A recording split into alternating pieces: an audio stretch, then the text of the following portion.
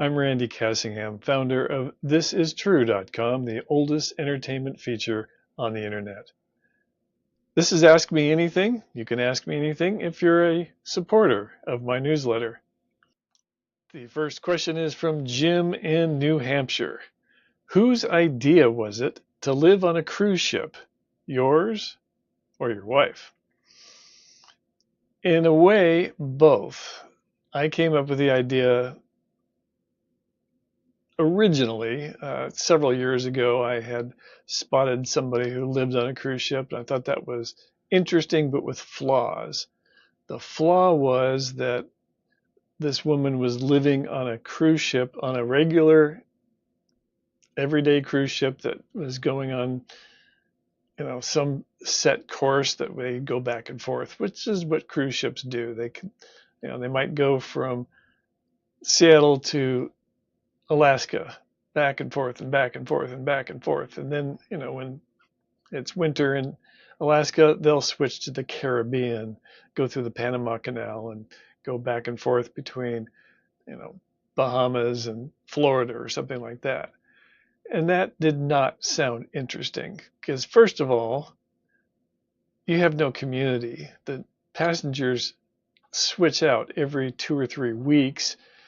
And so the only people you get to know are the crew, which is fine, but I want to be able to have a stable community because crews rotate out also. But also when you have a new population coming in every 2 or 3 weeks, they're bringing on new viruses every 2 or 3 weeks. So I think we'd be sick a lot. So I didn't want that. I wanted to preferably do a world cruise, and there are world cruises. They tend to run, certain times of year, not year round. So that's not ideal either. But we put this on a shelf, and it was something to look at when we're ready to retire.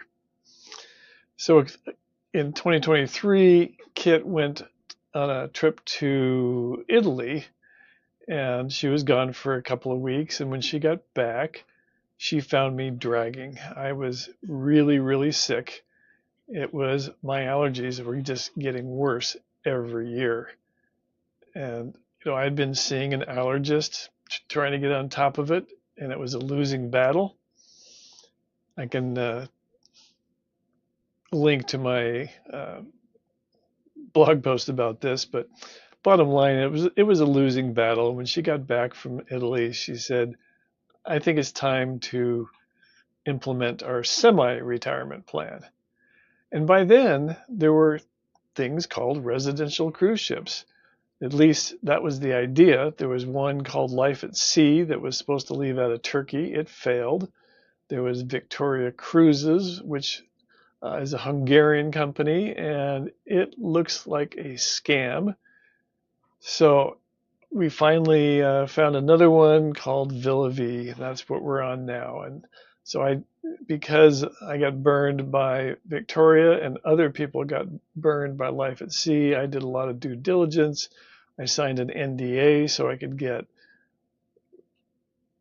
financial information from them, which they did provide. It was not really detailed, but I also researched the founder and to see what kind of credentials he had. And he really had worked in the cruise industry for quite a while. So I liked his vision. I liked the ideas and signed up even before they had a ship. So it was scary because we had been burned by the scam.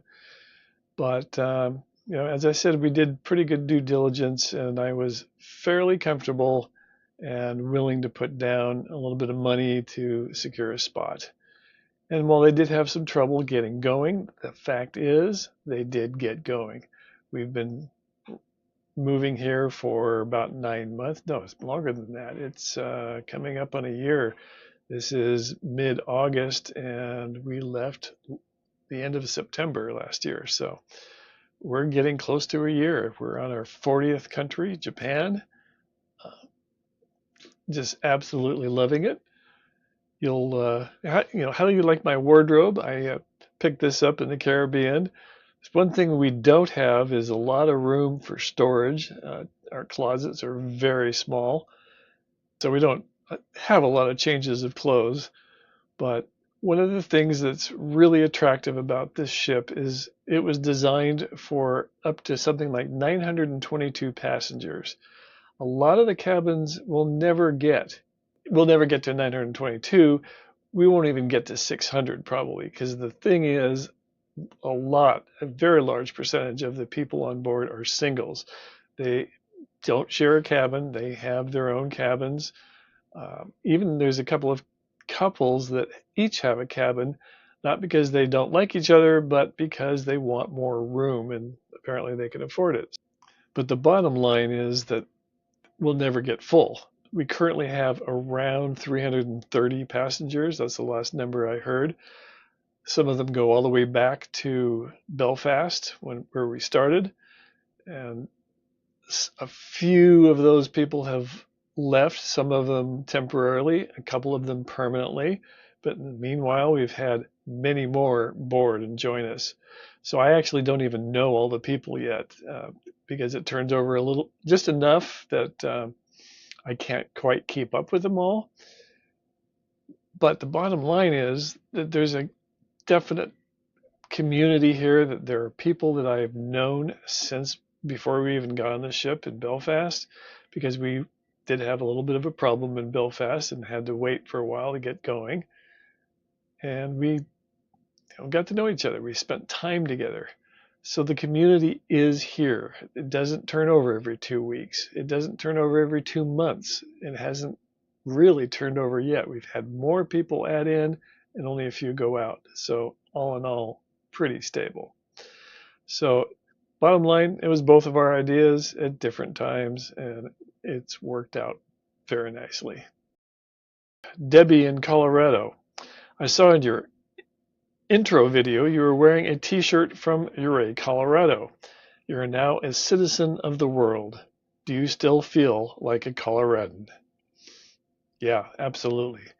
I think my heart will probably always be in Colorado, even though I don't think we're ever going to go back.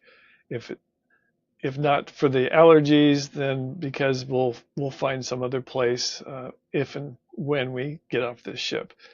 Right now we have no plans to get off the ship. It has a guaranteed lifespan of 15 years. We've seen cruise ships that have lasted 75 years. There was one that just went out of service quite recently that was, I think, 76 years old. Obviously we're not going to be here for 50 years, probably not for 25 years. How long? We don't know, but we're probably going to stay here at least for several times around the world, and it takes anywhere from 3 to 3.5 years to go around the world, assuming that it succeeds, and so far, so good. So, yeah, I still feel like a Coloradan. I was born in California. I feel more Coloradan than Californian. I grew up there. I worked for NASA there. I spent a lot of time in California, and when I was ready to leave, I was ready. So I really felt like a Coloradan very quickly.